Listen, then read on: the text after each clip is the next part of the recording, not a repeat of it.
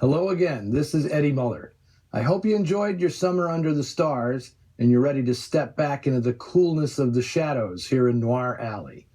We kick off the fall season by answering those fans who requested a wee dram of British noir. Today's film is Cloudburst, a fascinating post-war thriller from London's venerable Hammer Studios. It was made in 1951, several years before the studio became synonymous with gothic and graphic remakes of American horror movies of the 30s.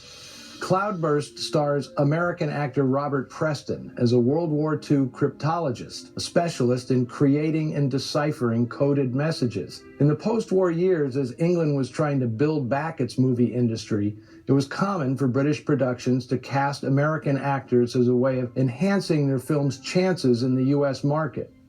Now, this was after Great Britain had imposed onerous taxation on American studios in England, causing a trade war that lasted a few years.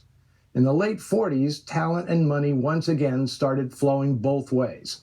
A few American actors revived their careers in England, such as Carol Landis, Alexis Smith, and Robert Preston, although none of them dared attempt a British accent.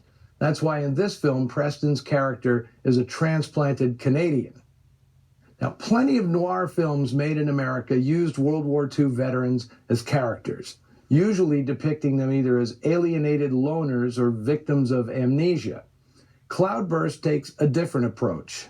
It shows men who have reassimilated precariously into civilian life. The skills they learned to battle the Nazis, whether it was code cracking or bone breaking, are still percolating just beneath the surface, waiting to be summoned for virtuous reasons or righteous vengeance. Since this film is fairly obscure, I don't want to say too much about the plot. There are some jolts that come out of the blue, and those can be spoiled by describing the motivations of Preston's character, Colonel John Graham. I will say that he shares a unique relationship with his wife Carol, played by Elizabeth Sellers. Their bond was forged in a German prisoner of war camp, with love letters tapped out in code on the prison walls. Do you remember that? Well, this one-of-a-kind setup was the work of writer Leo Marx, who was himself a cryptologist for the British during the World War. He developed a passion for codes and ciphers growing up in his father's bookstore on Charing Cross Road. But when he was conscripted, the military felt he was too much of a misfit for the regular code-breaking unit. He was assigned to head up the SOE, Special Operations Executive, which was described as a mix of geniuses and bungling amateurs.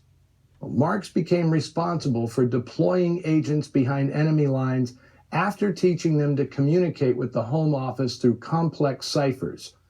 Often the key words in his ciphers were based on original poems he'd write, making it virtually impossible for the enemy to crack. But this was no game. Agents carried cyanide pills to commit suicide in case of capture, and Marx noted that as many as 50 agents, men and women, died under his command and service to the SOE. Marx funneled all of this background into the script of Cloudburst, which honestly should be called the key word, or cipher, since much of its intrigue comes from the arcane art of cryptology. But don't think this is some sort of John le Carré spy story. Once a major plot twist happens, it becomes hardcore noir, ruthless and brutal, despite the polite manners and stiff upper lips. Directed with some great stylistic flourishes by Hammer workhorse Francis Searle, and featuring a few supporting players familiar to fans of Hammer's later horror shows, here is Robert Preston, a long way from River City, starring in Cloudburst.